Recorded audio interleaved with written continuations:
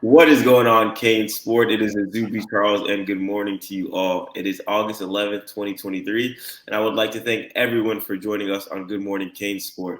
Today, I'm joined by Matt Shodell as we break down the news of the day, and there is plenty for you guys this morning.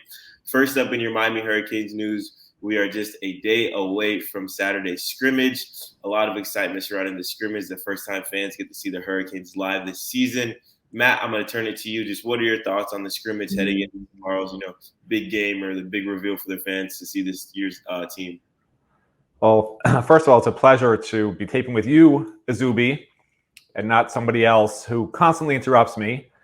So, he who can't be named. It's a new he who can't be named. He's going to join the other he who can't be named.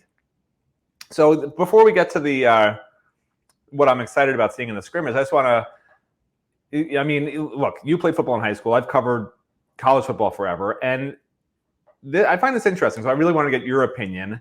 And people are going to say I'm negative for even bringing it up, probably. But it's really just a question. These are all facts. I'm going to lay out some facts. You tell me what you would do if you were the coach. Okay? There are two scrimmages that Miami has to get ready for the season. One is Saturday. They're going to scrimmage again the following Friday. And that's it, because you don't want to scrimmage too close to the season and get your team beat up. So two scrimmages. Two chances for you to see your team, if you're the coach, in a live scrimmage game-like situation.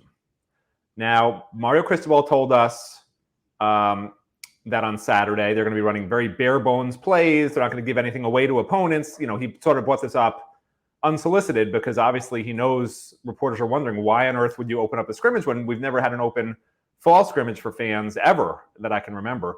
He said bare-bone plays, nothing other teams already won't know we're going to do. Now, obviously, Miami has a new offensive coordinator, a new defensive coordinator. They all inherit new personnel that they have to incorporate into their system in the way that they want to.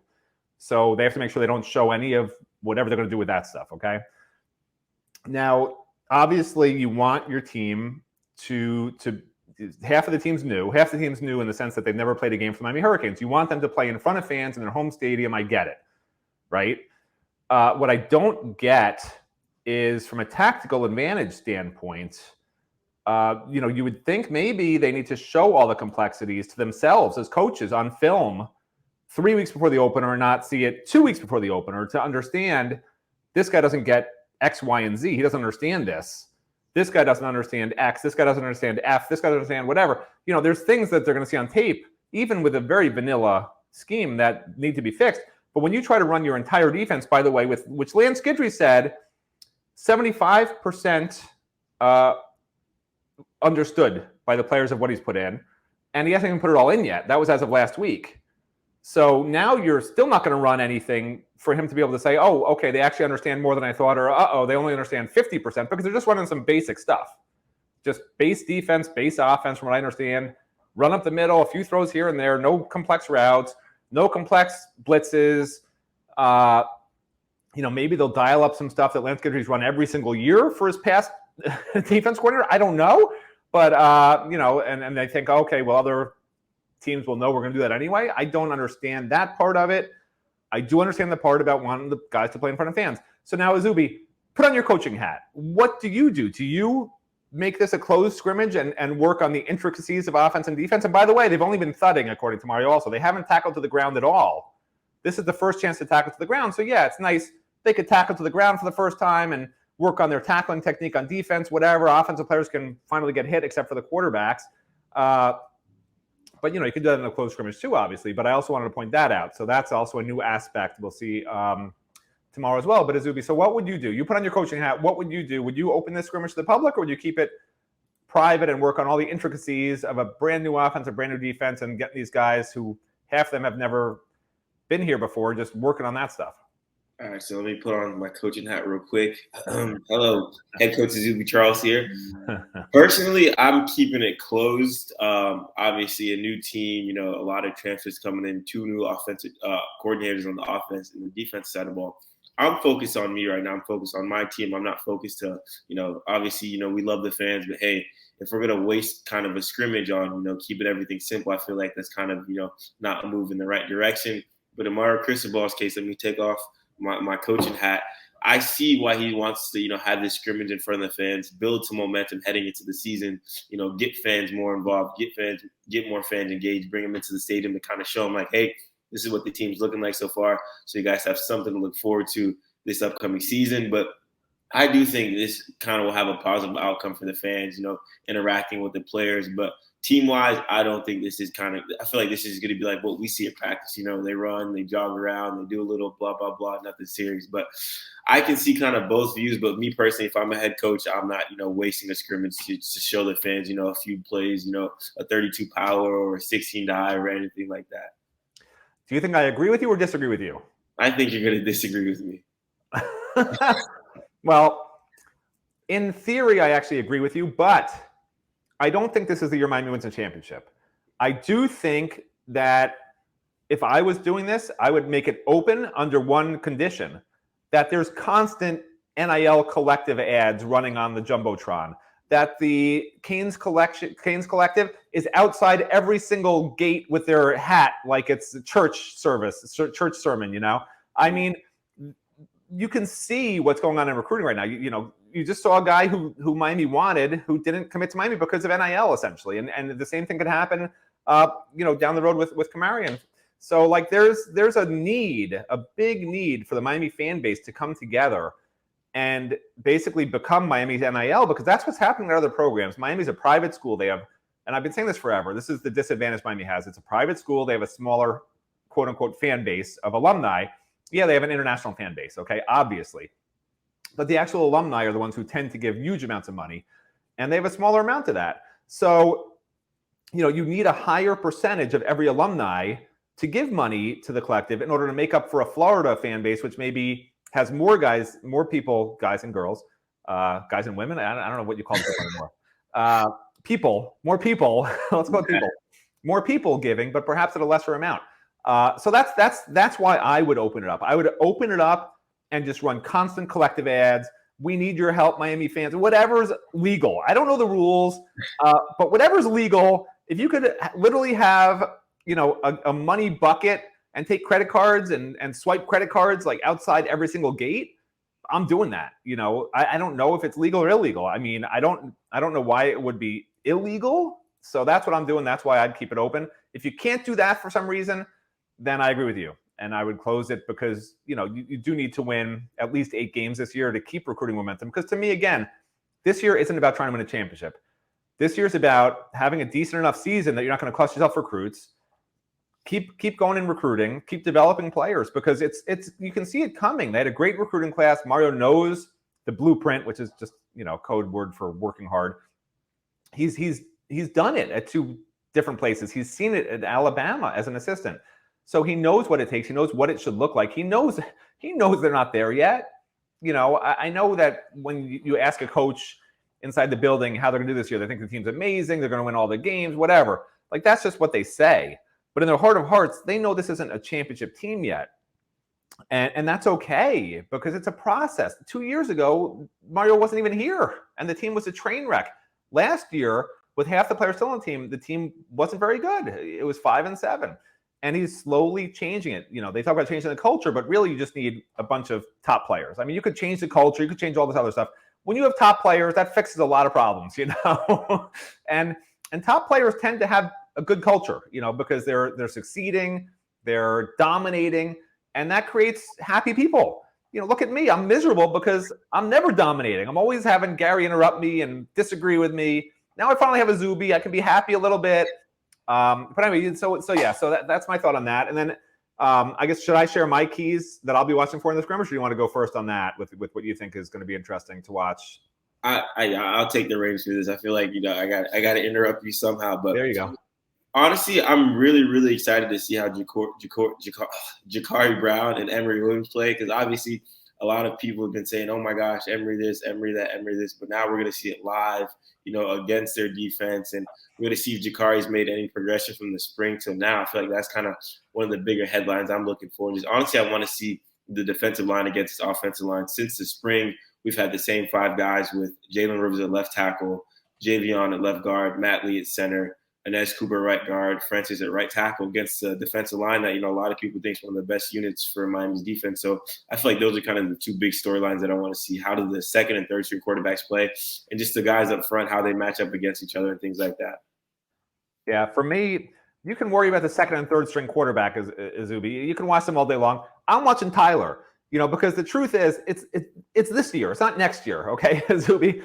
You can go in your time machine. You can fly to next year and see if Jakari and Emery are amazing or not. I'm focused on, this team right now, this year, and that's Tyler Van Dyke. So I'm curious to see if Tyler really is on point with the offense, if he's, on point with the receivers, and how some of the receivers look. Is anyone actually going to stand out? Because if I remember correctly, I think it was Charleston Rambo.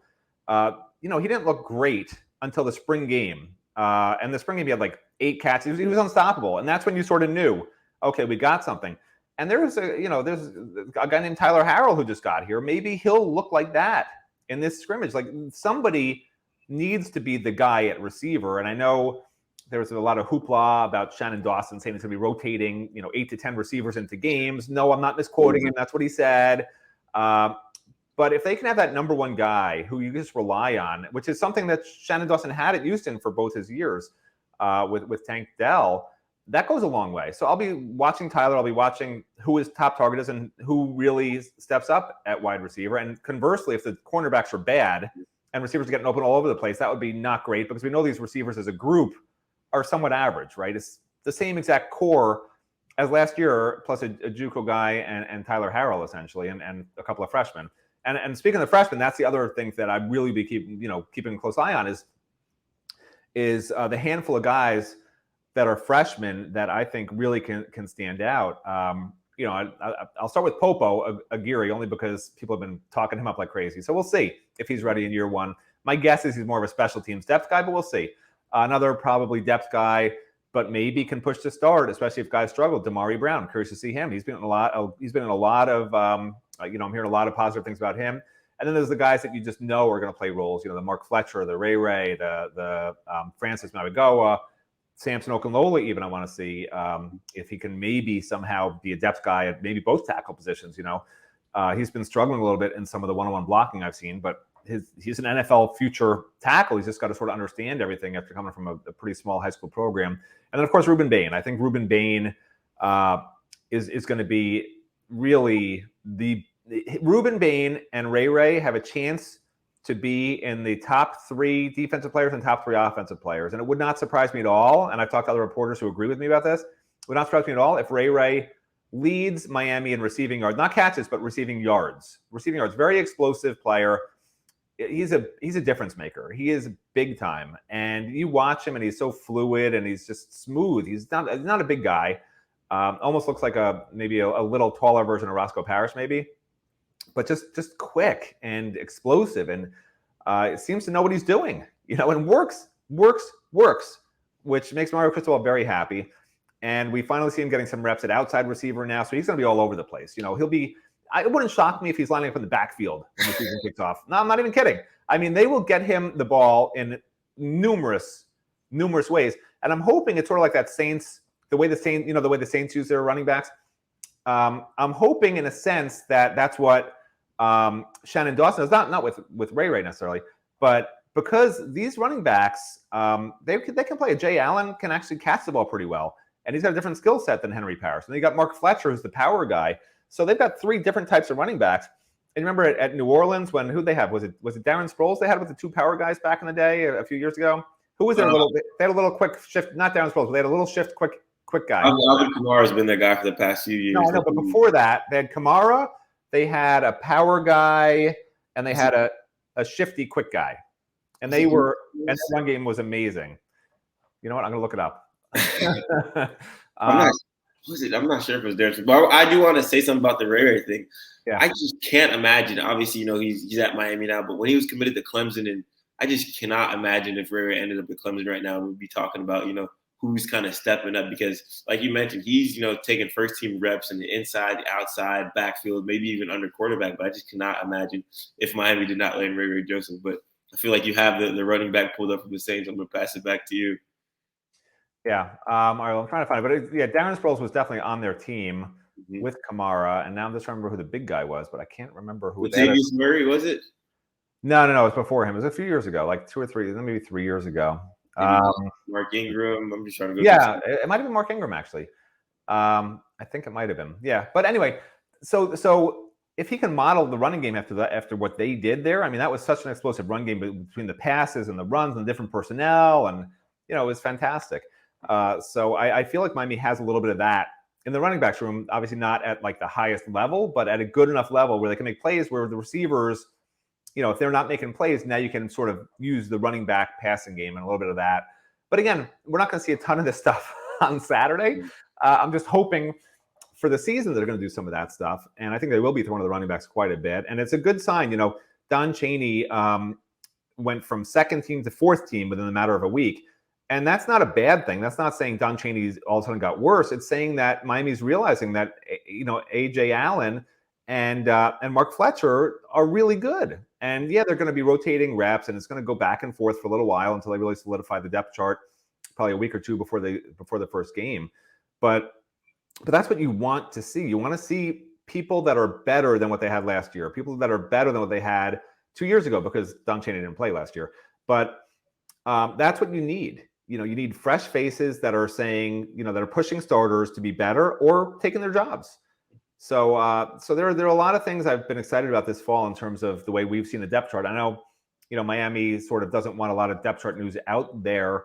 I'm not quite sure why, because every player knows what the depth chart is, and everyone's going to see what the depth chart is on Saturday tomorrow. So I mean, I don't know what the big secret is, but yeah, it's a work in progress, and you really want to see these players competing, working. I think fans will be happy with what they see on Saturday, and if they're not happy, then Gary can do the show on Monday. When we come back. Yeah, definitely a lot of cool storylines to keep our eye out for tomorrow. We'll definitely have you guys all covered with that. But this morning, we also have another awesome story on Akeem Messidor as he looks forward to the scrimmage, his second year with Miami, him kind of becoming a leader for the Hurricanes and all that good stuff.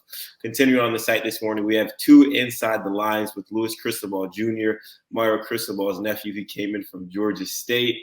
Man, I want to ask you about that kind of situation there. You've had eyes on him or the offensive lineman. Just what are your thoughts about, Mario bringing in his nephew from Georgia State and, not a big-time prospect, but they kind of, believed in him and brought him into the program?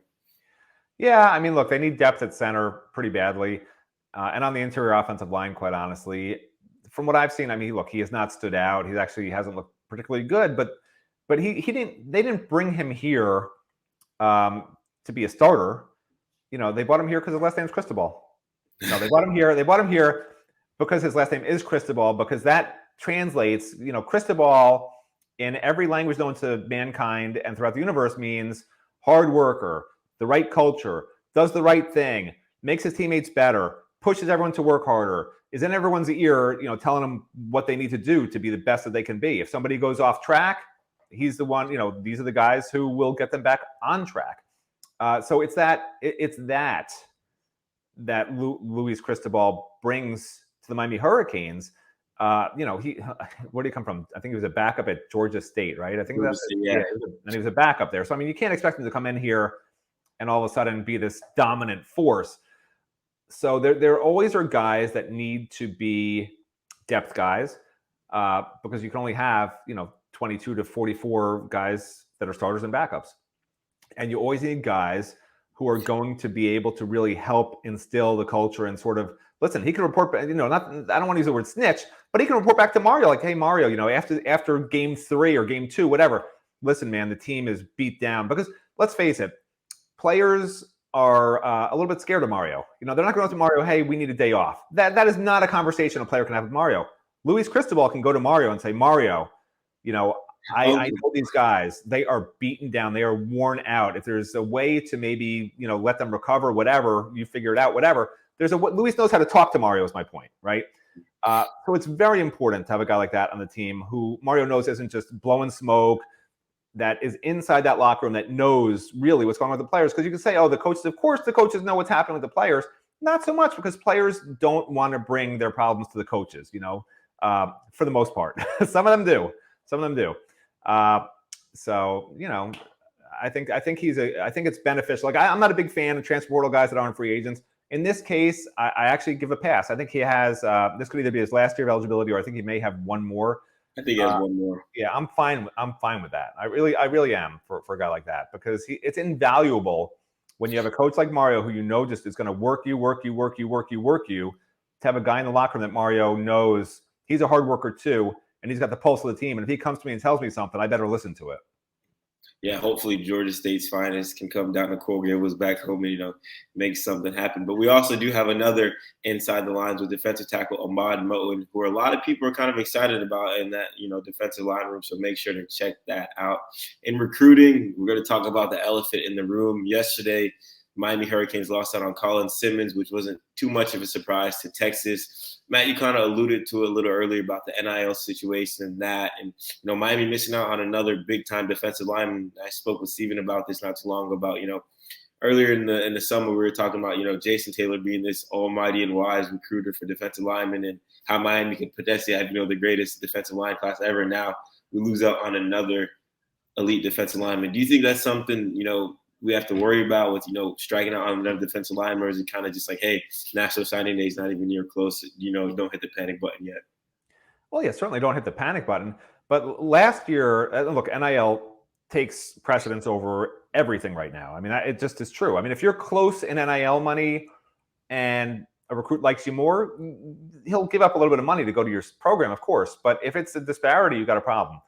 And we're going to find out a lot about Miami's NIL situation. Obviously, one of Miami's big NIL people has fallen by the wayside, and they need this collective to really help out.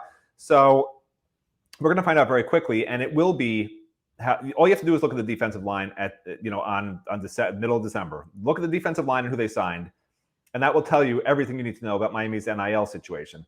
Because just as much as last year, Mario spent every penny of NIL money, and it's not Mario that spends it, of course, but word of mouth, whoever, third party, fourth party, fifth party, whatever, the NIL people, they know what Miami needs. And last year, Miami needed offensive linemen, and they got them. They got 2 5-stars. They got a bunch of other great offensive linemen. They needed to rebuild that offensive line as quickly as possible through recruiting, and they did it.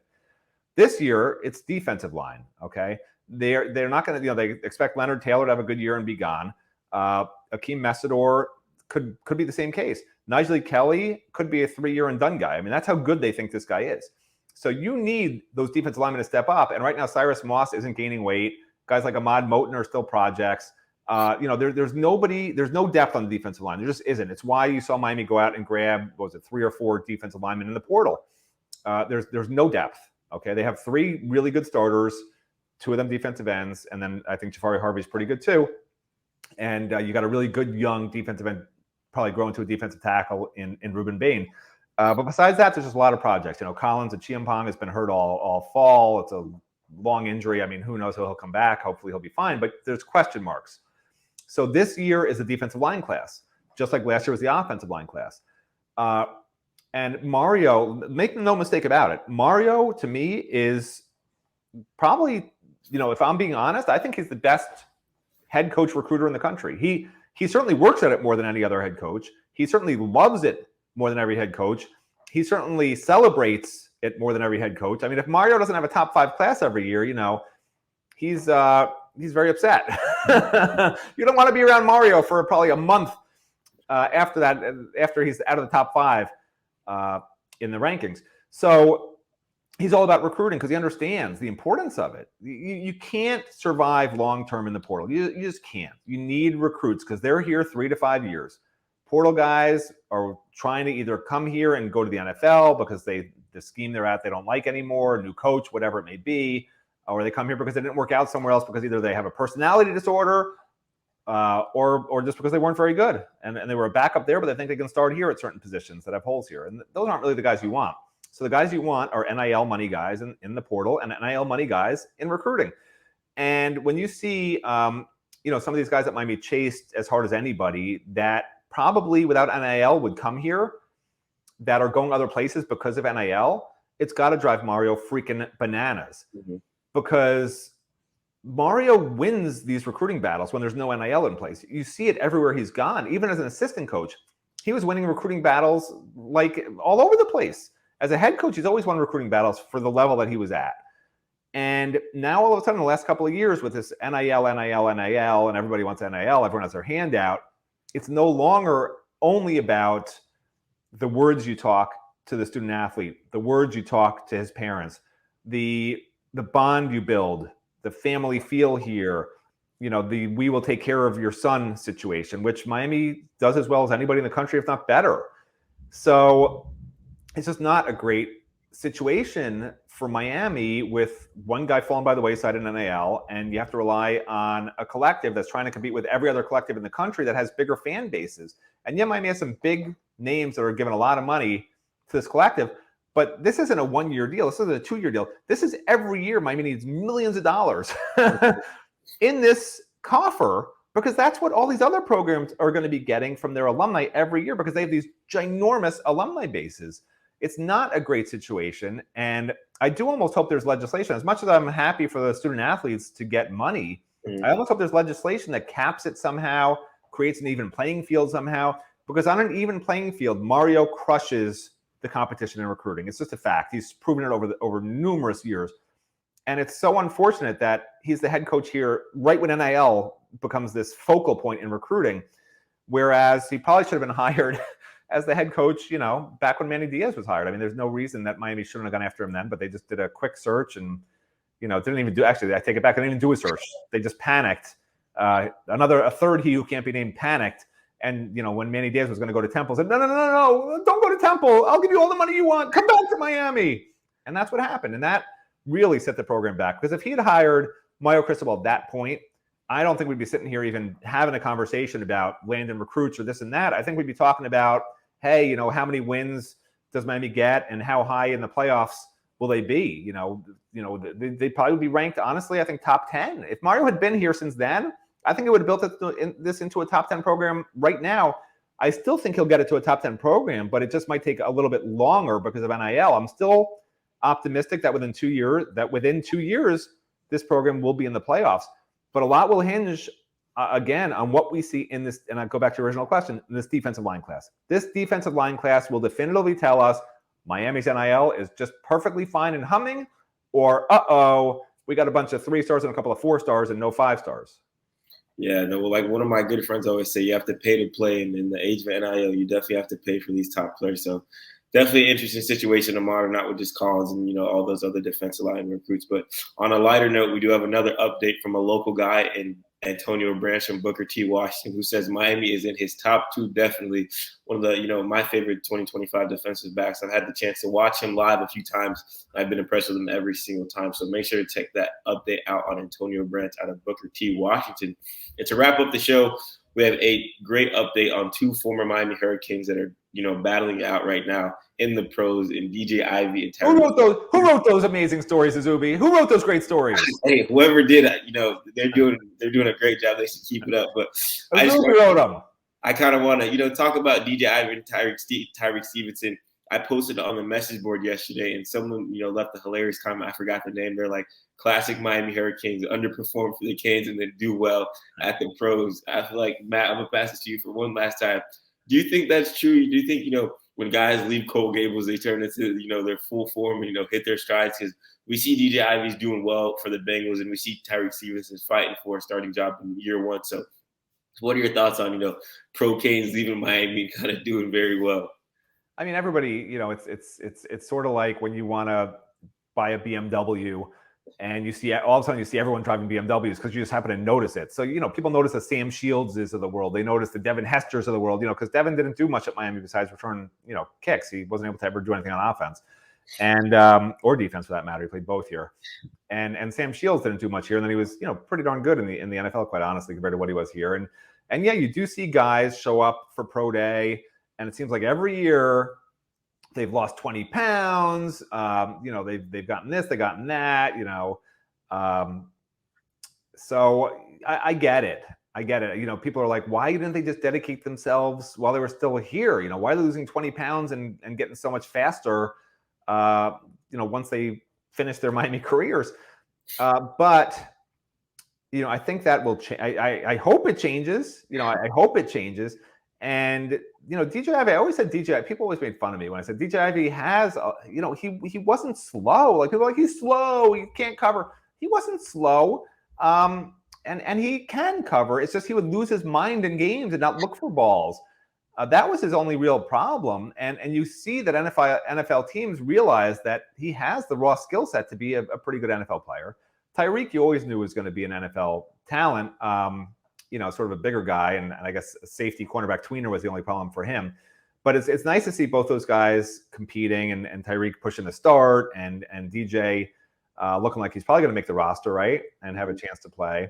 So it's nice. Look, you got to, no matter what happens, no matter if a guy was bad at Miami, in your opinion, and then he's amazing in the NFL, just be happy for them. It reflects really well on the University of Miami when a former player here does really well in the NFL. I mean, there's no downside to it. So don't complain. Why is he so great with this team and that team? And he never had more than one interception, and he only had 2 career tackles here. Whatever. Like, just be happy. I'm a miserable human being. I'm telling you to be happy out there in YouTube world, whatever you call it. Yeah, if Matt Shodell telling somebody to be happy, then I think you should be happy. Thank you, Izubee. Thank you for that. Of course. Well, a ton of coverage on our site this morning, so make sure to check that out. And if you like this video, the Matt and Izubee show, leave a big thumbs up. Yeah. Hey, no, it's the Izubee and Matt show. Okay, Izubee and Matt show. My apologies. If you haven't subscribed to the channel, everybody loves Izubee. Everyone hates Matt. It's the Izubee and Matt show. Yeah, it's like it's a sunshine and a cloud just going at it back and forth. It's like there you go. Good balance. How about we'll call it the Izubee dissing Matt show, because you just dissed me. The Izubee dissing Matt show. Everybody give it a thumbs up, because Izubee was so nice to Matt today when Gary's never nice to me. And you were very nice to me, Izubee. I'd like to thank you for that. Very kind of you. I try my best to bring the positive energy when things looking a little gloomy. It makes me it's disgusting, Izubee. It's disgusting. It needs to stop. We'll talk about it off air. But yeah, you're just, honestly, your happiness just brings me down quite a lot, actually.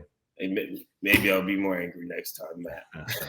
Well, for Matt Shodell and Izubee Charles, thank you for watching, and have a great rest of your day.